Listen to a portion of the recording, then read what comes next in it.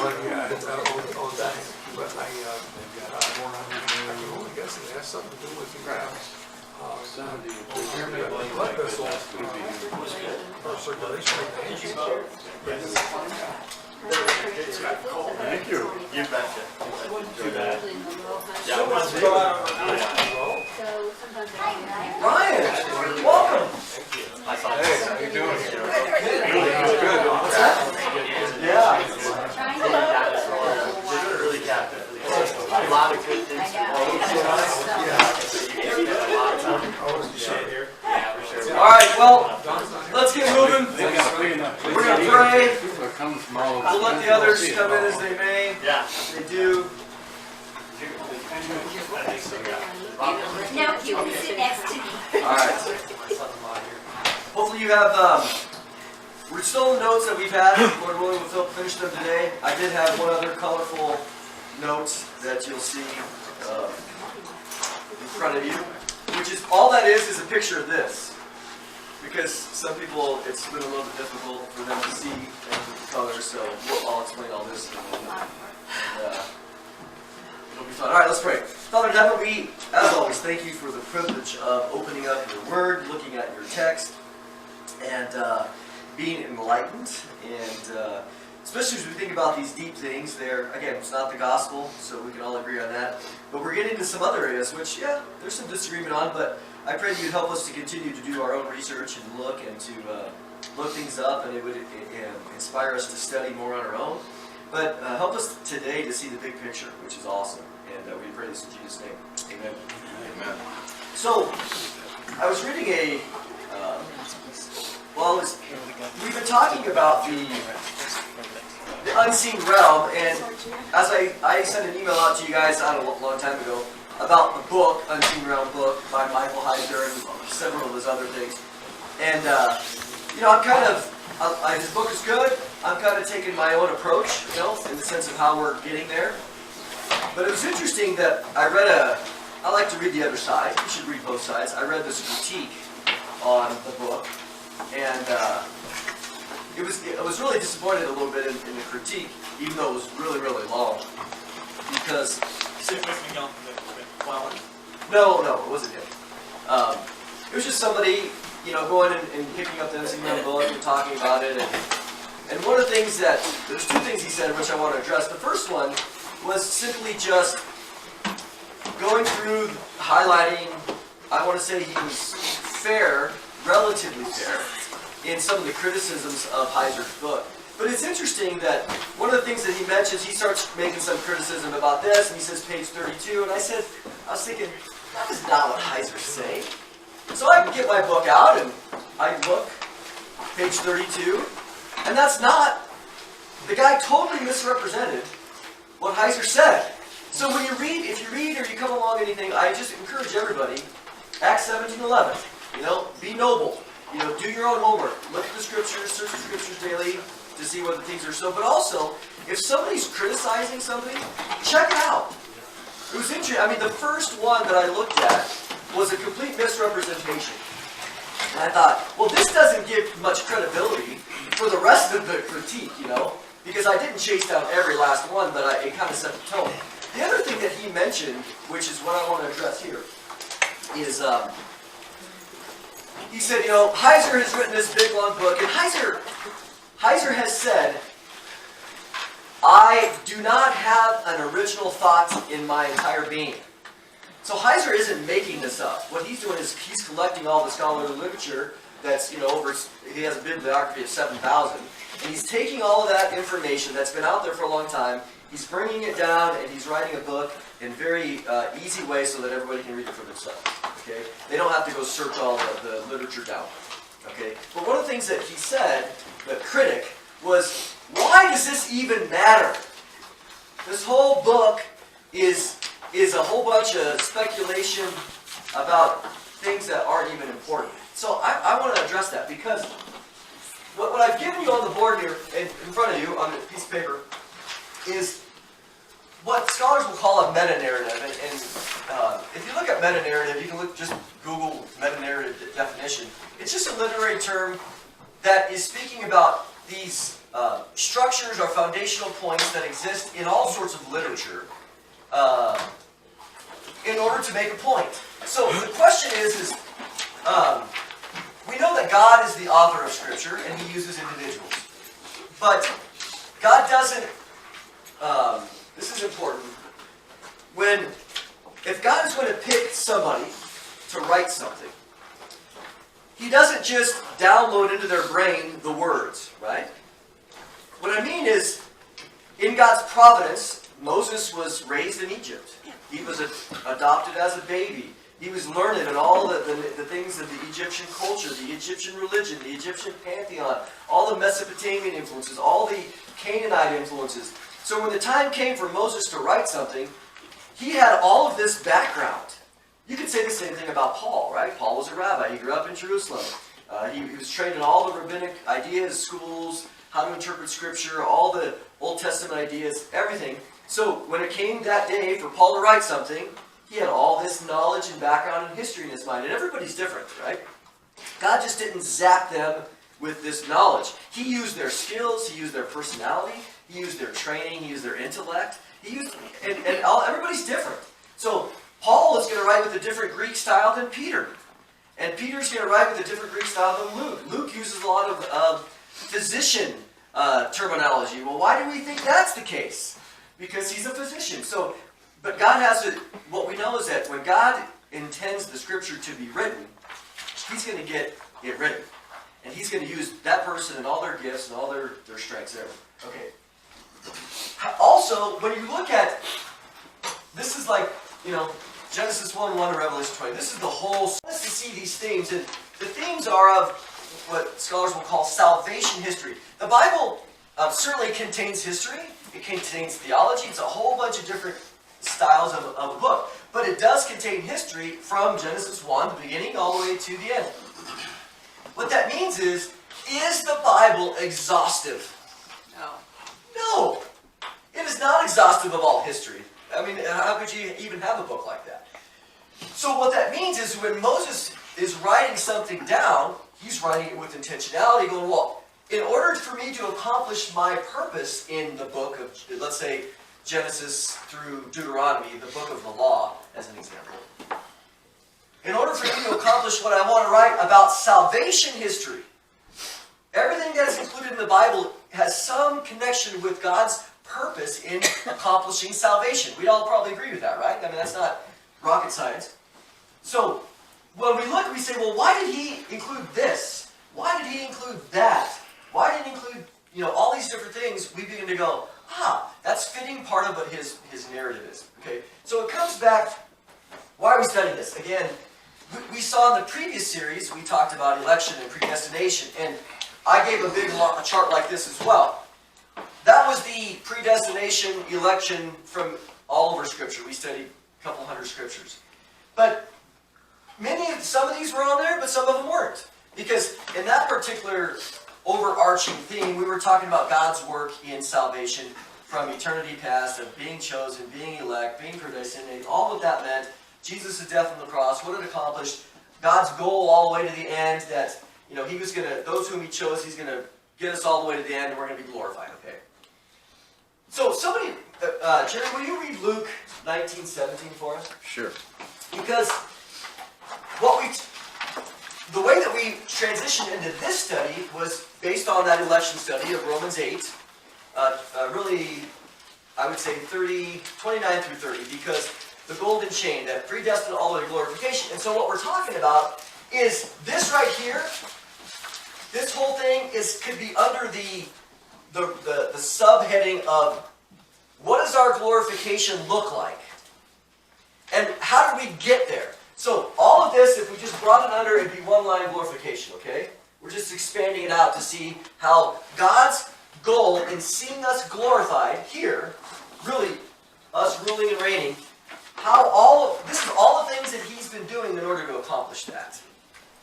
And that's why we're studying this, because Ephesians 4:1 is such a good verse. Walk worthy of your calling, which is what the election series was about. But as we see all that God has done here, He wants us to live up to what we're called to. Basically is, hey guys, I've done all this for you. I have now brought you into my family, this New Testament spiritual, family, or earthly family of saved believers.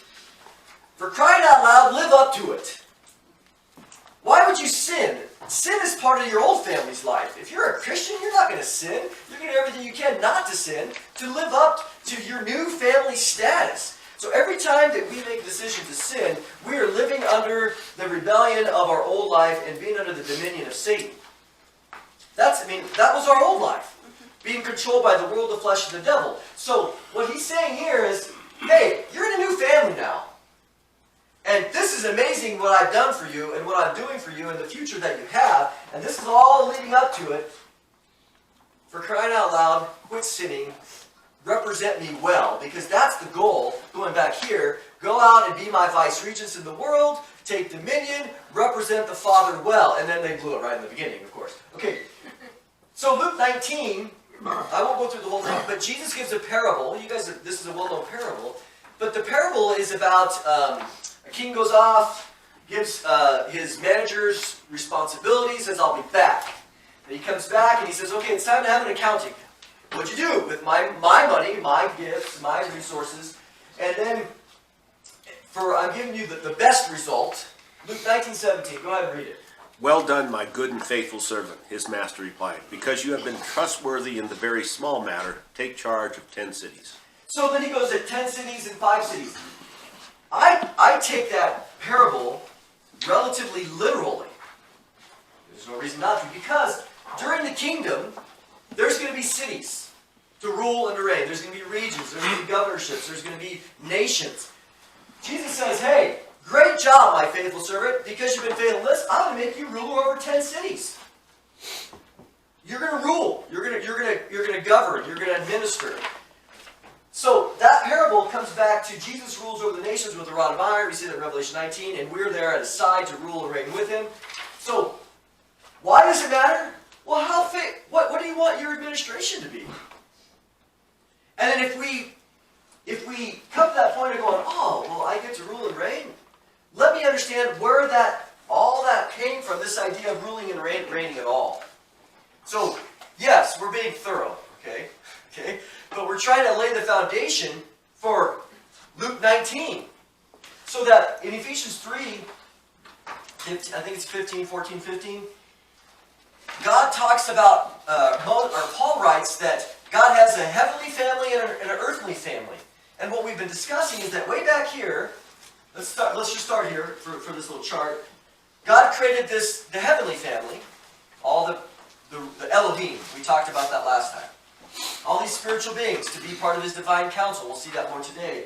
Well then, somewhere in there, at least one of them, Satan rebelled and caused the rebellion of in Genesis 3 when God had given, in Genesis 1 and 2, when God had created his earthly family, which was Adam and Eve, said, hey, your area, your domain is on earth. I want you to be my family. I want you to be my vice-regents. I want you to go out and multiply, be faithful, be fruitful, and you're going to be the ones that are going to rule over and take dominion over this area. I already have a group up here, a family that's ruling in the heavens, but you're going to be my earthly one, okay?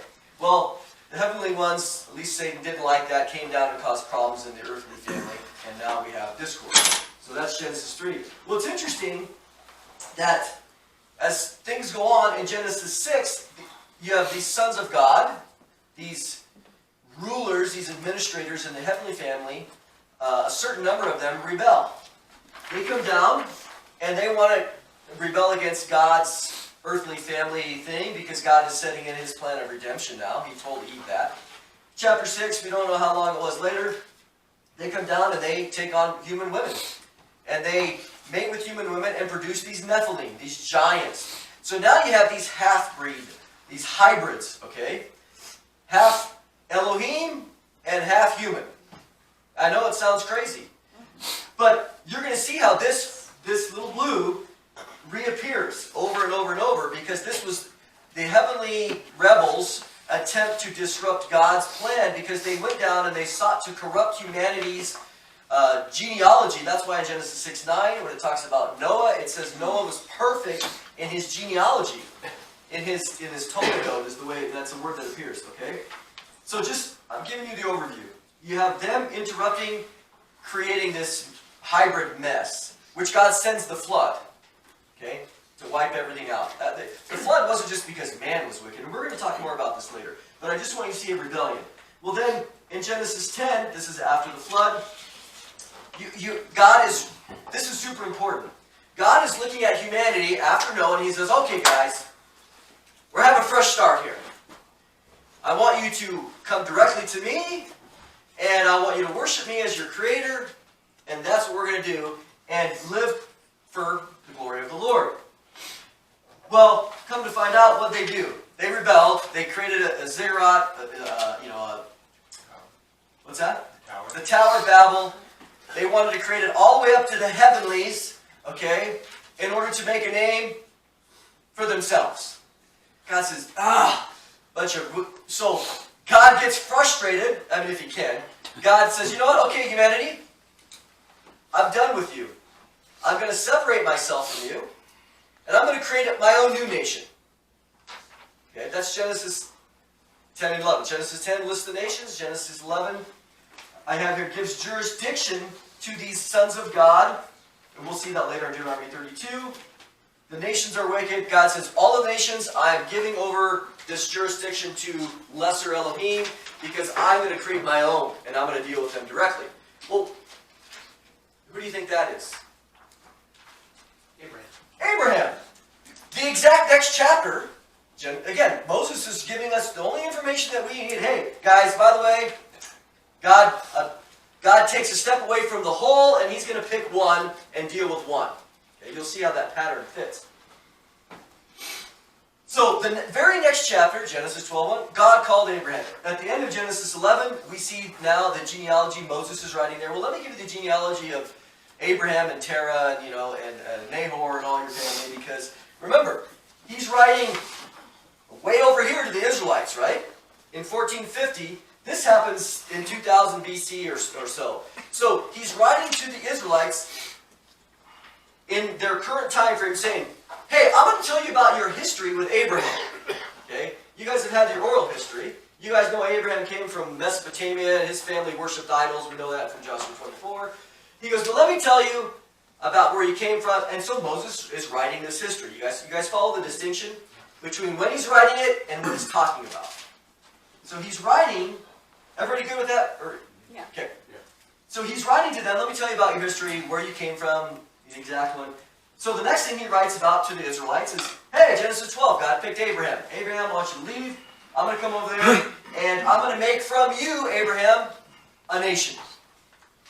So God abandons the nations, all of the nations, and he says, I'm going to make my own, for crying out loud, because I'm going to get my salvation. I can't work through humanity directly anymore. And this is interesting, because in the rest of the Old Testament, we see this. God is not dealing with the rest of the world that we see, right?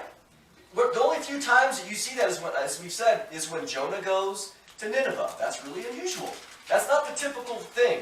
So God has stepped back from the nations, and he has created his own, took one guy, from you I'm going to make you a great nation. And then through the rest of Abraham's kids, the word Abraham, we have Abram, then it goes to Abraham. I'm just picking his last name. But Abraham means the father of many nations. And from Abraham's loins, we have Ishmael, there's Esau, and you have all these other nations and kings that come. But those don't, God says, no, I'm not talking about those. Those nations are still going to go out and live underneath all the administration that I've done in Genesis 10. But Abraham, through you, down to the 12, this is the nation. The nation of Israel. No surprise. Okay. Well, then you have, I'll get to that. Exodus, or Genesis 14, I'll come back to that. In Exodus 19, remember this. God comes to Israel. He had just redeemed them out of the land. He comes to them and said, Israel, here's the nation I created from Abraham. I abandoned these guys over here, the nations, to these lesser Elohim to administer.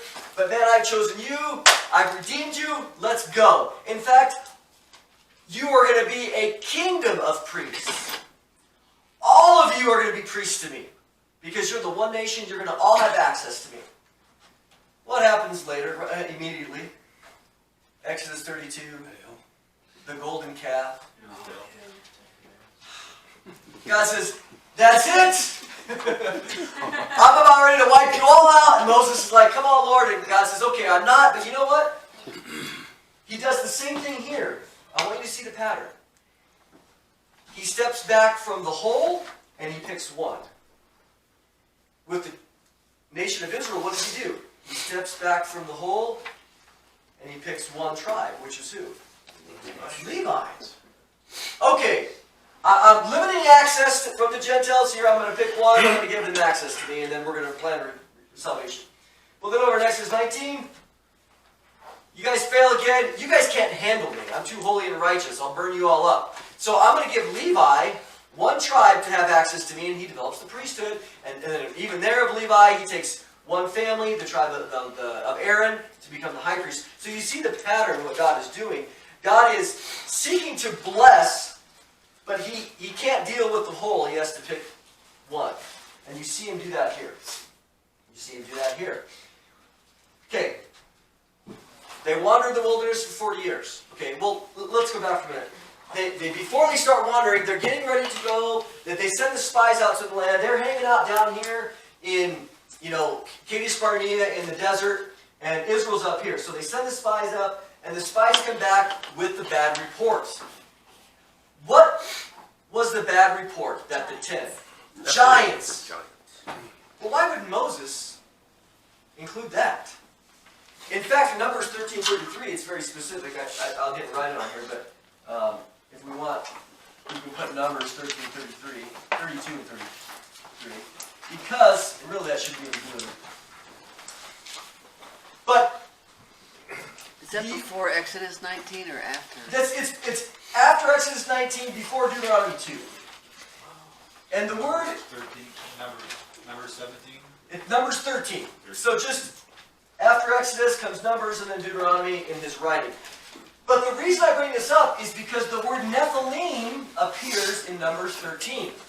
The only other place it appears is back over here in Genesis 6. Oh. You think Moses wants us to make a connection? Again, nothing is accidental. Moses is saying, he's writing down the report of the spies, and the spies come back and go, hey man, we can't do it. The land is filled with the sons of Anak, the Anakim, even the Nephilim are there. Well, you go, well, who are the Nephilim? The Nephilim, the only other place it appears is in Genesis 6, when these sons of God, Elohim, these rebellious, wicked angels, if you want to call that term, it's pretty inaccurate, or not specific or precise. They came down and mated with women, produced these Nephilim, these hybrid giants, to cause trouble. Well, lo and behold, there they are back in the land. So something happened again, and they're in God's land. Because remember, if you wanted another one, you could put Genesis 15 here. In Genesis 15, God is talking to Abraham, and he says, Abraham, you see all this land? I'm going to give it to you and your descendants. God let the cat out of the bag. Okay? I'm going to give this to you and your descendants, but it's not going to happen for about 400 years. Until the iniquity of the Amorites is complete, right? You can read that. Well, Satan, it's like, oh, this land is special. I see that all the nations have been given over to these sons of God, which these angelic, you want to say, beings. God is now choosing this one guy, Abraham. Well, I got to mess that up too, because I messed it up here, and now God is getting more specific. I got to mess this up. So somehow it happens that now think about this. Satan fills the land with these hybrid giants in order to interrupt what? The repossession of the land. Right? The conquest. So, they come back, they say, no, we can't do it. Then they end up wandering in the wilderness for 38 years, right? In Deuteronomy 2, as if we were to have, okay, let's just do this. Okay, Egypt is here, and this is Israel, all right? And they're hanging out down here. And then this is the Jordan River, etc. Well, you have X and B, I'll just put A, B, C, D, and then up here, very, very important, that is a mountain. That's called Mount Hermon. All right. So Israel. When they start, they're down here. They go to spy out the land. All of a sudden, over the last 40 years, it's become filled with these giant offspring, these hybrid beings. Okay. Because Satan's trying to interrupt all that God wants to do, because this is God's holy land. It's called the glorious land of the book of Daniel. This is where God's going to put his holy name. This is obviously where the crucifixion is going to happen. This is the seed of redemption. All of salvation history, right? In Deuteronomy 2, if you read this, it's fascinating, because as they're traipsing along, God brings them, not directly, he brings them around.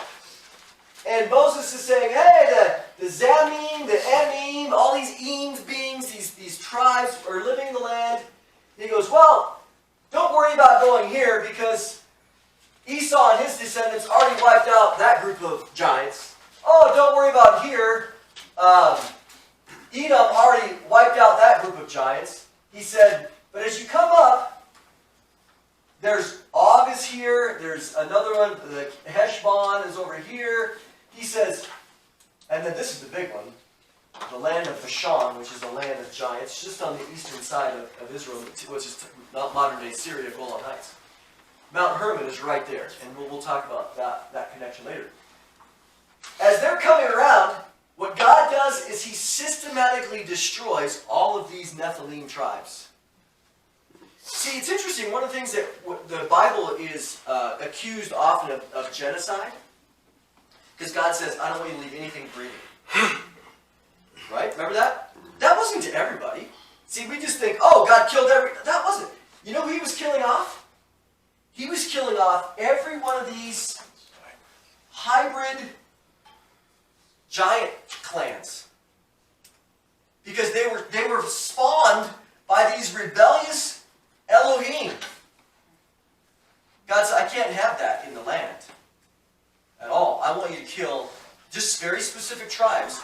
And they killed this tribe, they killed that tribe, killed this tribe. And then, if you look in Joshua 11, as an example, after the conquest is over, it says, Joshua's writing now, and he says, well, we did what God told us to. We made conquest of the land, and now we're resting. And you know what? All the Anakim and the Nephilim are gone, except the ones that ran away over to Gaza. But it's interesting that he makes the comment that what God has told us to accomplish has been accomplished, and he defines it by the Nephilim or the Anakim or the giant tribes. See, we think, you just read it, well, what does that really mean? It goes back to what these rebellious angels started here. All of Deuteronomy 2 and 3 is giving the outline of how that destruction took place. So when they come up, remember Og's bed was like 13 feet long, and this was right here in the city, the place of Bashan. That was Nephilim or Anakim or giant central. And God wiped them all out. He said, I'm going to overcome these spawn beings. But also, Yahweh was showing his power over all these rebellious Elohim and their children. Okay? You got to think of the meta-narrative here in that regard. Okay? So they come in, they wipe them all out. Israel actually gets this as part of Reuben and Manasseh. And, okay, so they're over there. And over here, along is Gaza and some of the Philistine tribes. Well, let's just go down in prophetic history. 1 Samuel 17, Goliath is there. Where's Goliath at? He's down over here in the Philistine area. He's one of the remaining remnants of the giants, of the Anakim. Okay? And here we have David getting ready to be established as king. Saul was established as king, but Saul was a sissy. And Saul wouldn't go fight Goliath, and then David comes along. But what you see is, now again, you have this satanic, supernatural rebellion trying to interrupt God's salvation plan, because God had said, I'm going to bring a king that's going to be in the line of this king, which we know David and David's son. So he sends Goliath over to try to interrupt that. Well then, David takes care of business as a teenager and establishes victory over these satanic spawn. So you see what God is doing. I come to you in the name of Yahweh. You know, you're an uncircumcised Philistine, and you come to me with this and that. Okay, he was the sons of Anak, and then what you see in the rest of the book of Samuel and Kings is David and his men killing all the rest of the giants. It's very fascinating. Okay, well then, if just going on a canonical, you know, the canon basis, in Psalm 89 is this, which we're going to get into this detail later. But it's interesting in Psalm 89, the writer's talking about how Yahweh sits in the midst of the Elohim. And these are these Elohim that are supposed to be judging and administering the world in a way that's righteous, and they don't. God says, you know what? I'm judging you guys, and we'll get into that later. But at the end, it's fascinating. In verse 6, the writer says, arise, Yahweh, and reclaim the nations. You kind of go, what does that really mean? Reclaim the nations? Well, because he had given them up over here and allowed their jurisdiction and their rulership to be given over to these lesser Elohim. And what the writer's saying is, Lord, the world is crazy. Please, Yahweh, step back in, take direct administration over the nations. That's what the writer in Psalm 89 is discussing. Okay?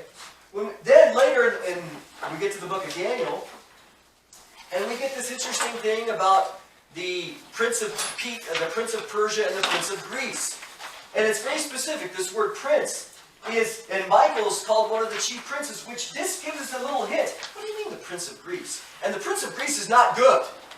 He's interrupting. Daniel had prayed. God had sent a prayer. The angel was coming over to give the answer to Daniel, and the prince of Persia and the prince of Greece were interrupting. And this is like spiritual warfare up there. And Daniel and the angel says, hey, I wouldn't have made it here if Michael didn't come help me. I was on my way to tell you the truth. Prince of Greece interrupted, or Prince of Persia interrupted me. I asked for help. Michael came. Michael's pretty good, right? He's the archangel. He's one of the chief princes. He comes over, brings in some support, and the angel says, I'm here to give you your answer. I've been 3 weeks at this, Daniel. The day you prayed, the day I was dispatched. But I've been 3 weeks in spiritual warfare, battle in the heavens, until Michael came and helped me. And now, I got to leave, and the Prince of Greece is coming. So you have these territorial, Greece, Persia, and then Michael is the Prince of Israel, the land of Israel. So you have these territorial ideas, which you read that and you go, where in the world does that come from? I've never remember reading anything about these territorial entities that are ruling, well, in Genesis 10 is there, and then Deuteronomy 32. These little hints, okay? This is part of the narrative, okay? When we get to the Gospels, you start reading the Gospels, and if all you ever read was Matthew, Mark, and Luke primarily, let's say that was your only introduction to Bible. What would you think about demonic activity? It's everywhere. You're like, man, this is the way Christianity is? This is crazy. I mean, every other page, Jesus is casting out demons, and so you have this onslaught of demonic activity that when Jesus shows up on the scene, in the salvation history plan, Satan unleashes, and God allows him to unleash all this demonic horde, which in the Old Testament, do you really see? You don't really see much. I'm not saying none. You see it less than 10, okay? Maybe even less than 5. Not the Gospels, man. It's all over the place. And then you have comments, yeah, he went to the city and he casted out all the demons. They don't even count how many. But you have now, Jesus shows up at the scene in order to accomplish salvation history, and Satan unleashes. He's tried here to corrupt the genealogy, the human pool. He tried here by filling the land with all of his spawn. These hybrid spawns, which were giants, and God says, I'll take care of that. You see him trying to interrupt the kingship of David, which is going to ultimately produce Jesus the Messiah. And then when Jesus the Messiah shows up, you have all this demonic horde trying to interrupt. And you see them give testimony to Jesus, which we'll see. Okay? Luke chapter 4, Jesus is being tempted by Satan, and Satan says, look at all the kingdoms and the nations of the world. That's why I put it in red, because you have this nations idea going all the way back. It's in red. He says, Jesus, look at all the nations and the kingdoms of the world. These are all mine. Jesus didn't say, Satan, they're not yours. He didn't argue. He said, Satan said, these are all mine. I can give them to whoever I want. If you just bow down and worship me, I will give them to you. Well, Jesus had already read Psalm 2 that he was going to inherit the nations. So Satan says, as he always does, hey, Jesus, all the nations are mine. Take a shortcut. Sin is always a shortcut to the blessing. Just bow down and worship me. I'll give you all the nations. You don't have to go through the cross. They're mine. Jesus didn't argue with him and deny Satan's authority, because Genesis 3, we lost it, and we know from Ephesians 2, once we lost it in sin, we're now, all unbelievers are bound by the world, the flesh, and the devil. We saw that. So Satan doesn't argue. All Jesus says is, get away from me. I'm not going to do it your way. If I'm going to reclaim the nations, I'm going to do it the Lord's way. Okay? His Father. So here, I have the cross in different colors because the cross wraps up all of these themes into one moment, into one idea. Jesus triumphs over all his spiritual enemies. That's all the blue. He accomplishes the green, which is fulfilling God's promise to Abraham. In you all the nations of the earth will be blessed. In you I'm going to provide salvation to all the Gentiles. And he fulfills all the things of being the perfect Israelite. And then certainly the red, this idea of the nations. Jesus is going to gain all the nations. Okay? In Acts chapter 2, I have here Acts 2 and 17. Through the gospel, the church now is reclaiming all the nations for the... Well, Jesus is really reclaiming the nations for himself through us, right? So Jesus gets the glory. And in Acts chapter 2, why does Luke write out? What does he write out? Well, there was Jews from this nation, and this nation, and this nation, and this nation, and this nation, and he's listing all these nations that, if you compare the geography, are identical to Genesis 11. Genesis 10 and 11. What you see here is the beginning of the reclamation of the nations by God, which is what Psalm 89 is asking him to do. And when the psalm is saying, Lord, rise up and reclaim and get them directly, God just says, hold on, I'm working on it. Don't get too... I'm doing it, but I'm doing it through the Son. And I'm going to do it through the church. And we see in Acts 17 when Paul shows up to the Athenians, and he talks about how, hey, you guys have seen this in the past, about how God is working, and he's divided. In Acts 17 talks about God dividing the nations, setting their boundaries. And you go, what is that? That's Genesis 11. He says, that plan, God's changed his plan. Now, he hasn't changed his plan. He's fulfilling his plan, and it doesn't include this anymore. God is now directly appealing to the nations again. So now God is commanding everyone everywhere to repent. Acts 17:30. And it's through the church. And now, if you look, where's the gospel goes out, Jesus says, the end will come when? When the gospel is preached to All the nations. all nations. See, these are buzzwords that appear. Okay? In Romans 8, I put in there that we are the new sons of God. We're the new children of God. That the sons of God appears here. We see that, we'll see it in Deuteronomy 32, the sons of God, the heavenly, were given a right to rule and administer nations. Well, they blew it. God is now giving us that right. And that's why Paul uses in Romans 8, which we started with, the term sons of God. This isn't accidental. He's intentionally using the word sons of God so that we'll come back and go, oh, wow, I've heard that before. That's an Old Testament concept. And it goes back to these rebels, these sons of God rebelling, and being given over here. They're part of the divine council. Finally, in Revelation 11, it says very clearly that then finally, at the end, when God's judging, the nations have become the property of Jesus. And we know in Psalm 2 and through the rest of it that Jesus is going to rule the nations. Okay? You had a comment? So, everything, when they mention the Nephilim in Numbers, that's post-flood, right? It's post-flood. So, there's something left out there. Something is left out of how it happened again. Yeah, okay. Because they were all wiped out in the flood. They weren't holding on, they weren't Nephilim holding on to the ark, for a year. There was another incursion. There was this incursion of the sons of God coming down. There must have been another incursion, which we just don't have that information. I'm connecting here to he reduces it to one, right? Mm-hmm. Reduced it to Noah. Yeah, one family. Yep. Abraham, one family. Yep. The Levites. One tribe. And then Christ. Yep. You see, and then but once here, what does he do through that one? Opens it up now. God says, I trusted you guys back here, humanity, and you blew it, so I'm going to leave it to my son. He'll take care of it. He'll accomplish it. Nations. So when it says that all the nations, he's coming back and all the nations are received the word.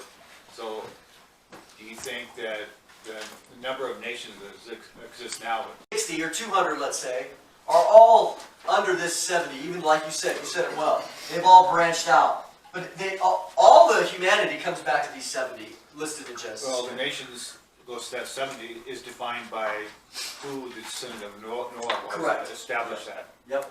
Okay. And so has there been a study regarding if there are any nations left that have not received the word from those 70? That's a good question. I don't know. That would be pretty fascinating. If we look today and we say that there's 7,000 different people groups, right, with different languages and other things. But we know that all 7,000 only come from these 70. So of course through the millennia it is branched out in languages and dialects. But that would be really fascinating because if I had my guess, I would say it's based on 70. It's not based on all 7,000 different people groups. And I would, if I had to guess, I would say all 70 nations have received the gospel at this point. It'd be hard to believe that they're not, because when you look at any of your maps, like in your Bible, Genesis 10 maps of Shem, Ham, and Japheth, and how they come off the ark and how they spread, and you have Ham down here, and you have Japheth really is Europe and all those, and then Shem is all this way, all the Semitic peoples that way, and Africa. Of course, we know that those are the three groups. This is the cradle of civilization. They all spread out, and from all the world is Noah and his three boys and their daughter and the wives. Okay.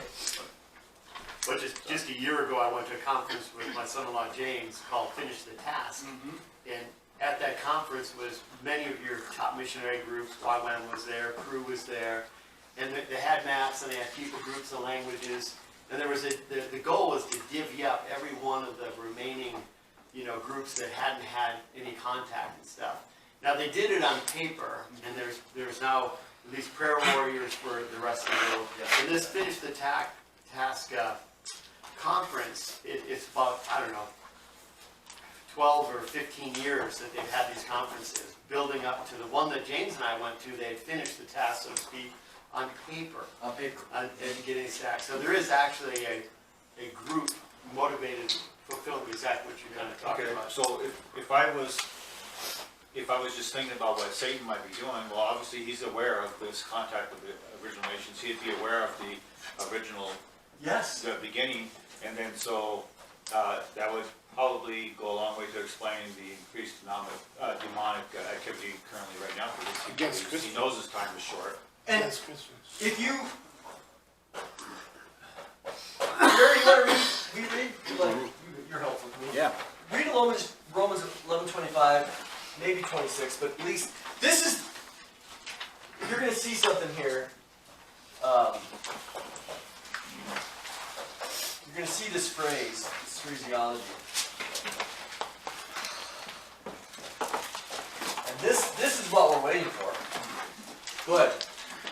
I do not want you to be ignorant of this mystery, brothers and sisters, so that you may not be conceited. Israel has experienced a hardening in part until the full number of Gentiles has come in. And in this way, all Israel will be saved. Okay, that's good enough.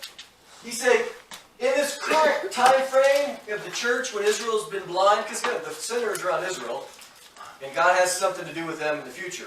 But in the meantime, he says, don't you know their blindness is going to happen until, always circle those, I love time, until the fullness of the nations or the Gentiles comes in. The full number of Gentiles of the nations that God is seeking out to save and to redeem, when that last person comes in, the clock now is over, and now we do the last little remaining part with Israel in the 7-year tribulation in order to accomplish Jesus' second coming when Israel gets redeemed and everything else, and then we come back. But that's what, so as you just said, I'm sure Satan knows. And just like here, again, we live in a very insulated environment. You go into some of the other parts of the world, and it's demonic activity all over the place. Just like here, preventing. So Satan knows he has to prevent this. The longer he can prevent this, in his mind, the longer he can push off the return of Jesus or the rapture as it relates to getting back done with Israel and fulfilling the last There was a events. little news article this week that said that in Iran, thousands are coming to Christ. Just to show, and that's the hardened part. I would think that we're getting close to the capitulation of. Yeah, for sure. Right? Isn't it somewhere along the line there, when the last Gentile comes in, that the church is supposed to make the Jews jealous? Isn't there a... Well, in the same passage, And what would that look like? Do you have any idea? as more and more, especially in Israel, as more and more Gentiles, that's the goal, is that there's a principle. It's not so much a single moment, but there's a principle that's involved that as we come, and again, if you ever talk to a Jewish person, tell them that you worship the God of Israel. I mean, just lay it to them. I worship the God of Israel. Oh, you worship God, so do I. Isn't that awesome? I worship the God of Israel. And Jesus is the Jewish Messiah. I mean, that's the provoking. It's more of a principle that Paul is saying than a very specific moment. But this is a specific moment in time. But of course, again, there's this buzzword again. The nations, the nations, the nations. Okay? So, any other thoughts on this? I mean, this is the broad, overarching meta-narrative with these points that appear. And as you read, you go, oh, yeah. God is working his history. Right? We see, whether it's Ephesians 1:11 or 3:11, they both talk about God's eternal purpose that started back here, and this is all accomplishing it. And these little writings that we have, that Moses is writing or the other people are writing, is meant to get us to tie these little things together. They all, with these same words, these same hints, they all tie together to create this beautiful portrait of what our goal here, as the new sons of God, being part of what Jesus is doing to rule and reign. That's why I say, why does it matter? Why are we studying this? Well, I guess I'd like to know. I'm just curious because so many times, like sea and multitudes and all that reflect people. And so when is nations nations and when is nations referring to people? Or is it ever referring to people? That would be ethnos versus something else. Yeah, you have, in Hebrew and Greek, they both have different words. But, as you said, ethnos is relating to ethnic groups. You have kingdoms, like you see this in Matthew 24, nations against nations, which is, and then you have ethnic groups against ethnic groups. What I would say to that is context has to determine it, depending on how. Because if you look at the word ethnos, or there's another word, it's like la'am or something for in the Greek. You just have to look to see the context. Because, for example, in Revelation 7, when you see there that John is writing, hey, look, from all tribes, tongue, nations, and peoples. Now it's given all sort of distinctions. But in reality, it comes under this main heading of nations. But you can be more specific. Again, languages, tribal groups, clans, all these sub-branches. Bob? Billy Graham said something to the effect that if God doesn't judge America for abortion and all the perversion that we're doing, he'll have to apologize to Sodom and Gomorrah. I don't know if you remember that statement of his. And so this is one of those issues about judging nations.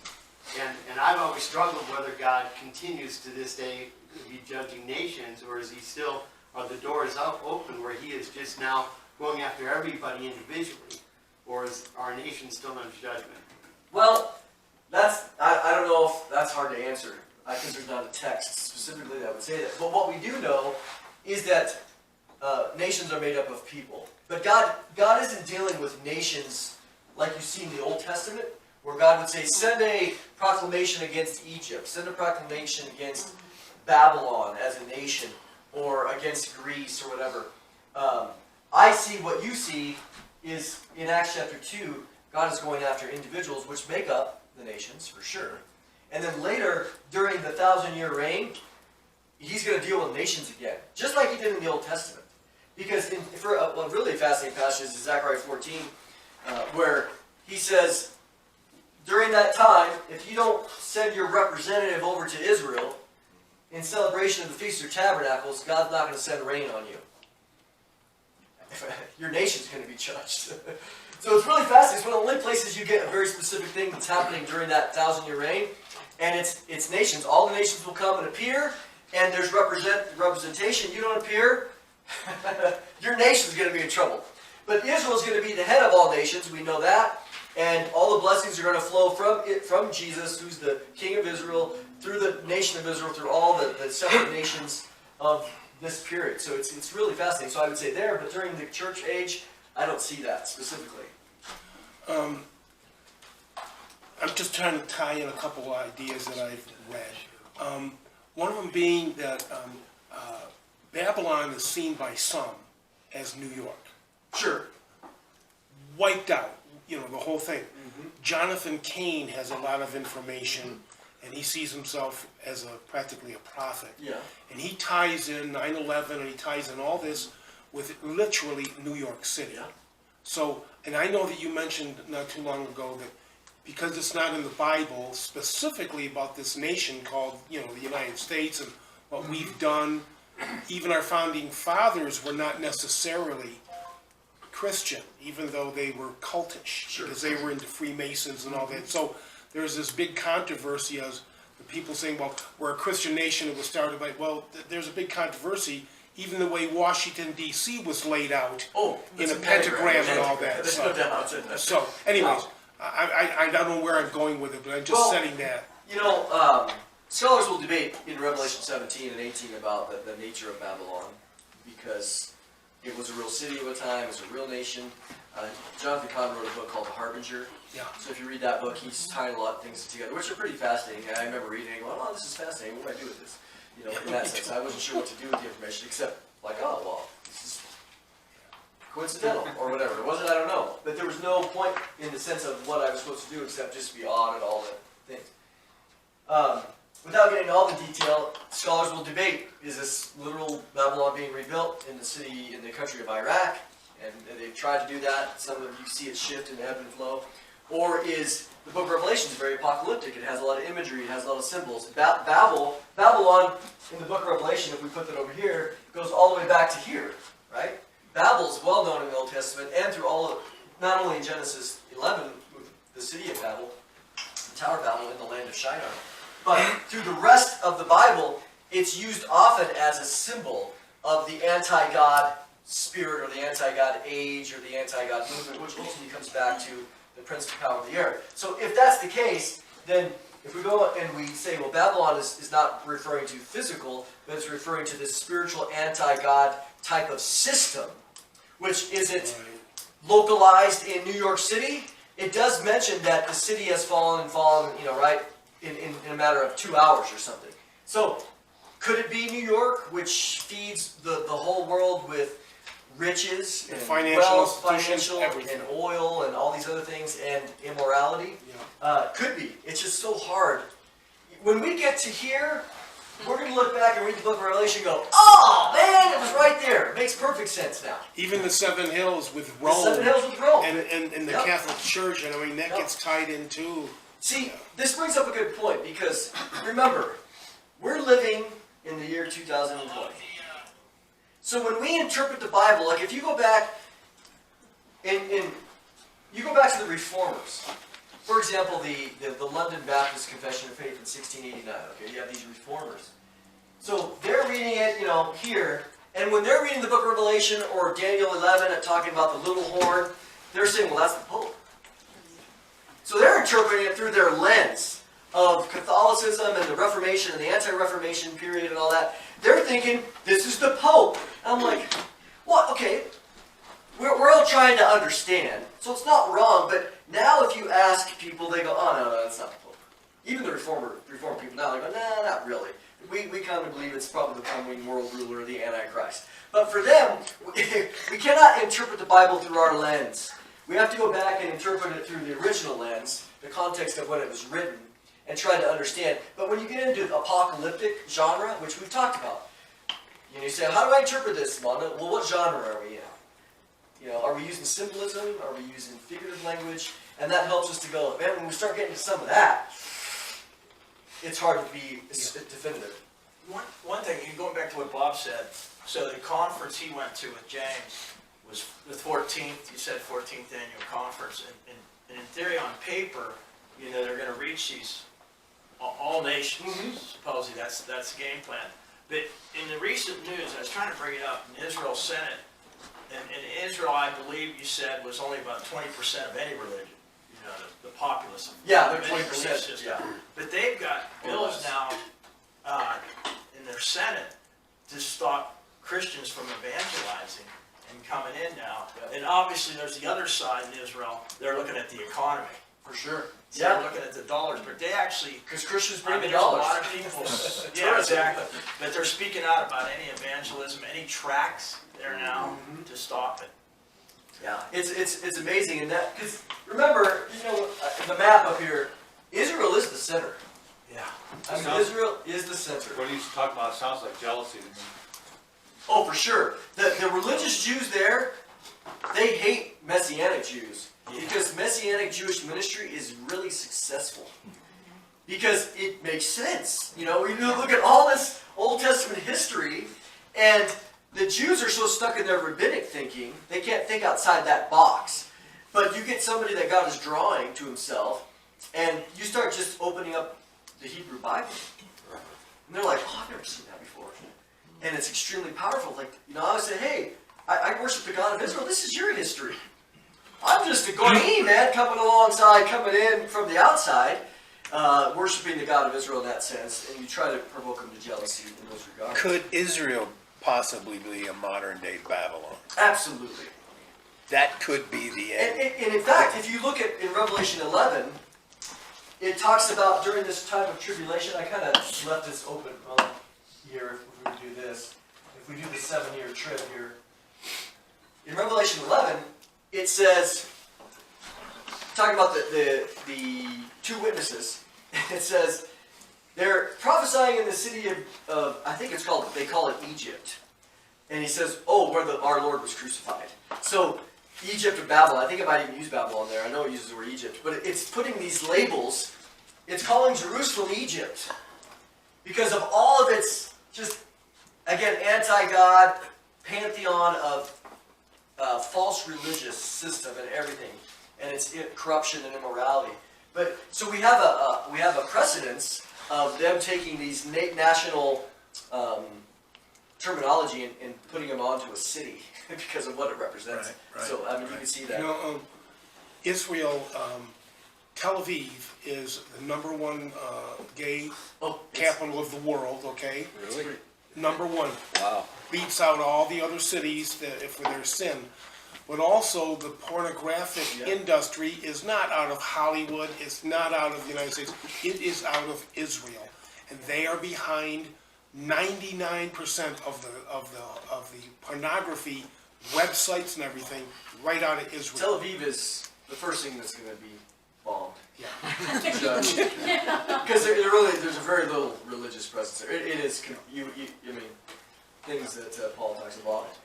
Could you differentiate, I'm asking this on behalf of someone who's not here, could you differentiate the difference between replacement theology and then moving Babylon around allegorically?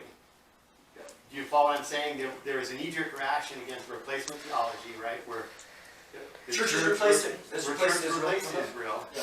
But then locations being replaced also. Or does that fall under dominion theology? Because there would be a knee-jerk reaction against the idea of saying Babylon is not the literal city in Iraq, right? So I wouldn't associate that with replacement theology or any other.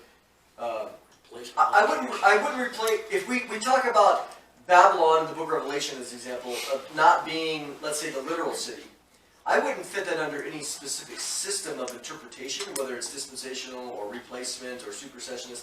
What I would say is, the reason why I would entertain the possibility is based on genre. You know, is that, and figurative language in the rest of the book of Revelation. So I wouldn't say I have this system of replacement theology that causes me to try to do that, because that would be guiding me. I don't care about those systems. I'd say it is appropriate to look at every scripture within its literary genre and to say, if I did want to see Babylon as being non-literal, it's because of this and the symbolism, as I just mentioned in Revelation 11, where you have a precedent of using Egypt, which is a physical place, being used symbolically or figuratively. Well, isn't the term Mystery Babylon itself kind of a That's- metaphorical? Yeah, that does... That definitely opens the door. That opens a door. And see, for me, I tend to be very literal. I like to think, because that's the normal way to interpret things, unless the scripture or the text tells me otherwise. If I throw out that label on their mystery and the genre, I go, hey, I got to think a little bit broader here than just... Because you had some people say, no, this is going to be an actual city in Iraq, and when Saddam Hussein was there, he was rebuilding it, the gates of Ishtar are there, and all these things, and everybody's getting excited, and then he gets taken out. And they're like, everything stops, they're going, oh. And then John Hagee has to write another book. He's got to write another book. Oh, well, that was done. Yep, Forget about the moons now. Yeah, exactly. Jerry? Ever since I went to the apologetics conference at Sierra Community, I've been reading this book about the apologetics, the evidence of man's verdict by Josh and Sean McDowell. And last night I was reading about how there's an example, a lot of times, like in Matthew, there's dual application. One that's in immediate historical contents of the prophecy, and then an additional historic fulfillment in the person of Christ. And it's used like an example. The first example they're using is that out of Egypt I called you. That was first the Exodus of the Old Testament. But then in the New Testament, called it out of Egypt after he was almost assassinated in Bethlehem, and he fled there. So there's always dual applications. The persons was there. See, to me, when you get into theology, they'll talk about dual fulfillment. Or I don't necessarily like dual fulfillment, but if you were to say dual application, I'd be okay with that. Because as we look, there's 1,000 different applications of Scripture, and so when you look at Hosea 11:1, where out of Egypt I've called my son, and Matthew quotes it, you think, okay, in fulfillment. And you go, okay, Matthew, Matthew's inspired as he's writing. So he has the authority to do that. But I read an article years ago that was, can we as New Testament Christians mimic or duplicate the exegesis or the interpretation of the early apostle writers? So when Matthew says, hey, that was written in Hosea 11, I'm writing it, it's in fulfillment. Out of Egypt I've called my son, this is referring to Jesus. I look at that and go, that's not literal fulfillment. Okay, but it was in a sense. Jesus came out. But when it was originally written, was he writing about Israel coming out of Egypt, or was he writing about Jesus? Right. And so I tend to be a little cautious, because I think, well, he's the inspired writer. He can do whatever he wants because he's led by the Spirit. And the Spirit will say, yeah, I just want to know what I meant back there was this, and I'm putting you to have it write it down. So you're writing it down, but I don't claim the same level of insight in inspired writing and interpretation. So but I see what you're saying. Okay. And it's open. All right, we have 5 minutes. Can I make a comment? Sure. Just because this clicked with me just recently when I heard it, and so I don't know if it helps anybody else, but it helps me. The person I was listening to, we were talking about symbolism, all those things that we see in the different genres of the Bible. And what he asked was, he's like, when people say, oh, that's just symbolic, he says, usually if something is symbolic, it means that it actually represents something real. We don't actually know what that is yet, but people try to dismiss things as only symbolic. He's like, shift your mind to think, maybe we don't know exactly what it is yet, but whatever it is very real, and it's very much more than what the symbolism is talking about. And so that helped me, because a lot of people say, oh, they try to just sweep things around. That's just poetic, or that's just symbolic, or that's just I don't have to take it blah, serious. blah, blah. He's like, well, if something is symbolic, by definition, it is representing something very, very real. And so we may not know what it is yet, but we can be assured that it is very real. And so that helped me with some of the genre some of the mysteries, that whatever it is, Yeah. You look at the book of it's Daniel kind of- when yeah. it mentions a lion, or a bear, or a leopard, as these symbols. Well, they're pointing to Greece, which was very real, pointing to Persia, which was very real, or even Babylon. So those things do point to things that are real. The only thing that I want to do here, let's go to page 5, just because all I've given you here is just scripture. So I'm going to assume that you will read all this, that you already have. Because all I tried to do on page 5, number 4, there's the divine counsel idea in the Old Testament. We've kind of done a lot of this. But the reason I do this is because I'm not here to give you how I read Scripture, necessarily. Okay? I'm here to say, hey, I've bolded some things throughout all these Scriptures, but I want you to see the overwhelming nature of the Scripture as it relates to the principle or the concept of the divine counsel in the Old Testament. I mean, these are very, very clear. We've gone through, 1 Kings, those other things, 22 at the bottom. But I want to show you one thing. I want to show you one thing on the bottom there, Daniel 7. He says, I kept looking until thrones were set up, and the Ancient of Days took a seat. His vesture was like white snow, and the hair of his head like pure wool. But again, now we're speaking with similes. His throne was a blaze of flames, wheels of burning fire. These are all symbols that point to a reality. But what's interesting is that in Daniel 4, you have these, which we're going to talk about in the next few weeks. You have these guys called the Watchers. And they're also connected with the sons of God. They're probably just different titles for the same thing. Okay? But in the book of Enoch, which I put here, book of Enoch, if you go online, and I would encourage you, read the book of Enoch, first Enoch. If you really, really have a lot of time, read chapters 1 through 15. If you don't have a lot of time, read chapters 6 through 15. They're really short chapters, sometimes only a few lines. Chapters 6 through 15. And what you see is these sons of God that came down and with women, they're called watchers in the book of Enoch. It's interesting, and so, but in the book of Daniel, the word watchers appears, but notice this is what it says.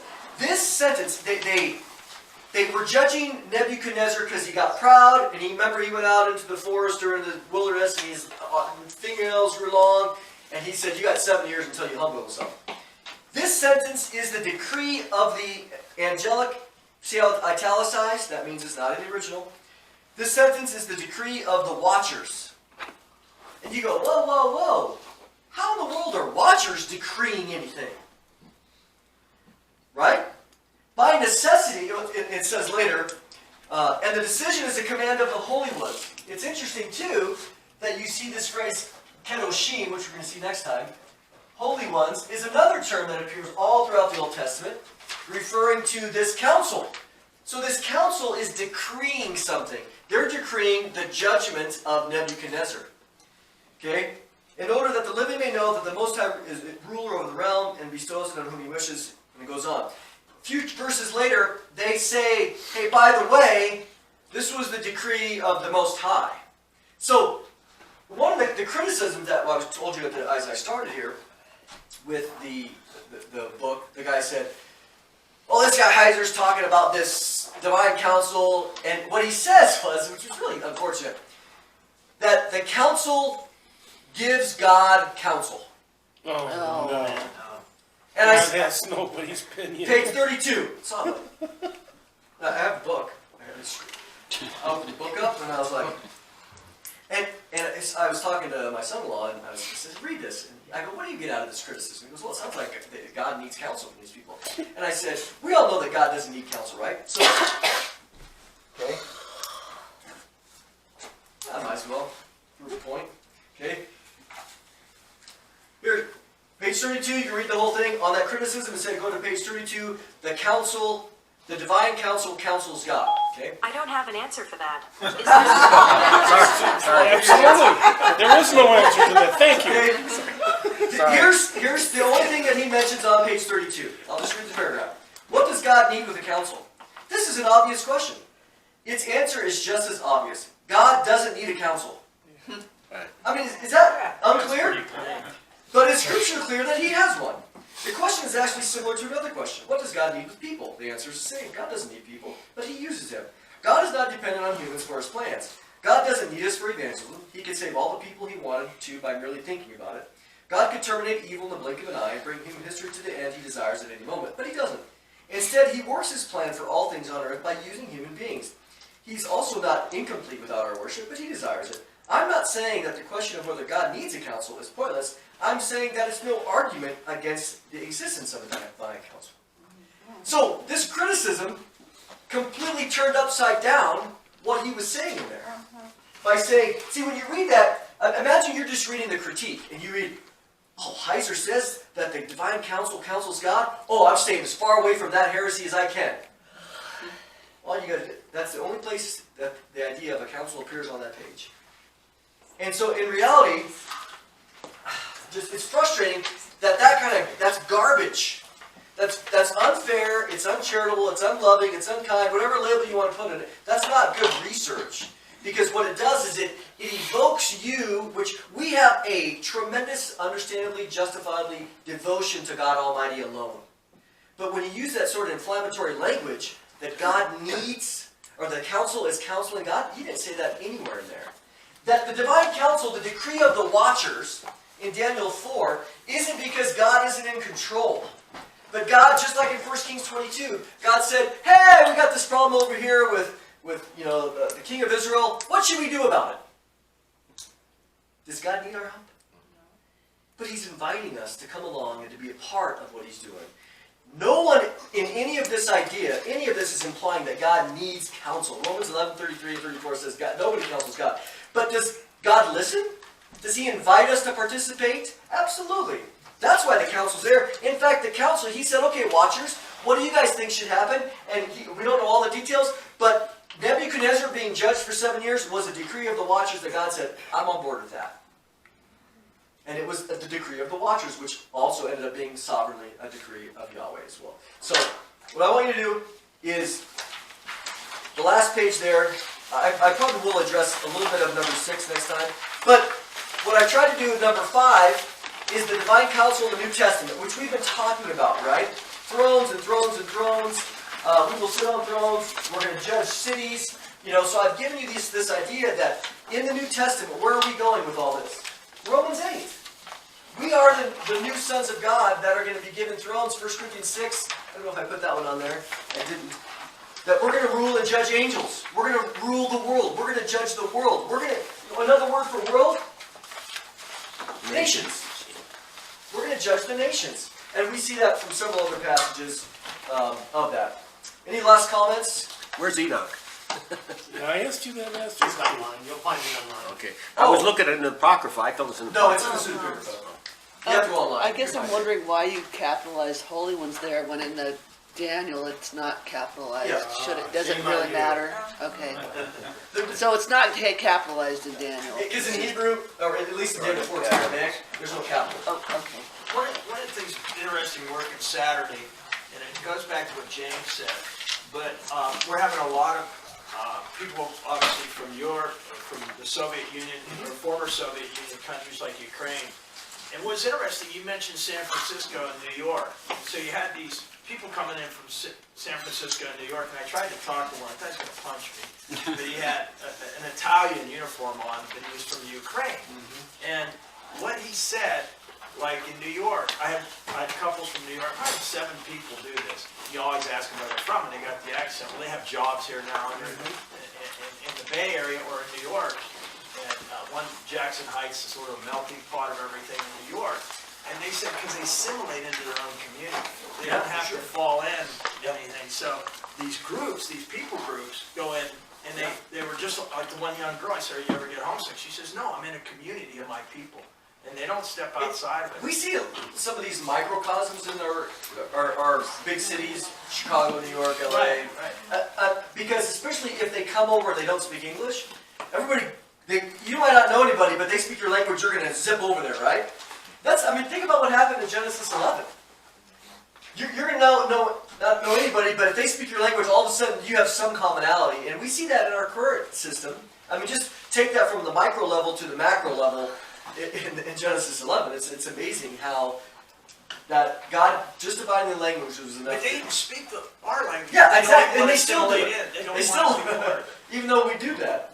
All right, well, let's pray. Father, here we are, and we're just in awe of your word that you have put a little bit here, a little bit there. But thank you for allowing us to piece this together. And yeah, we don't have the full picture of the puzzle, but just like putting a puzzle together, we get to see more and more of the picture that you have, and it's amazing. And I think of why learn this? Because I want to know, I want to see the background to what my own future looks like in being glorified and ruling and reigning with you. And so thank you for giving us this glimpse. I pray that you continue to bless us as we move forward and look at all the players in the Divine Council starting next week. In Jesus' name we pray. Amen.